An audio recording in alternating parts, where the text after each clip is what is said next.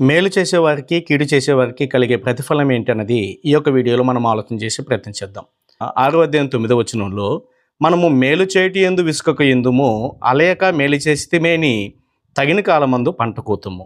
ప్రేమైన దేవుని వారలారా, మనము మేలు చేయడానికి విసుక్కోకూడదు. ఎందుకు అంటే ఎప్పుడైతే విసికి ఆగిపోతామో, ఆపేస్తామో పంట మనకు తగ్గిపోతుంది. ఎప్పుడైతే మనం విసుక్కోకుండా విత్తనాలు విత్తుతామో అదే విధంగా పంటను కోసుకుంటాము. కాబట్టి మేలు చేటి యందు విసుకక యుందుము, అలయక మేలు చేసితిమేని తగిన కాలమందు పంట కోతుము. కాబట్టి 10వ వచనంలో మనకు సమయం దొరికిన కొలది అందరి ఎడలను, విశేషముగా విశ్వాస గృహమునకు చేరిన వారి ఎడలను మేలు చేయుదుము.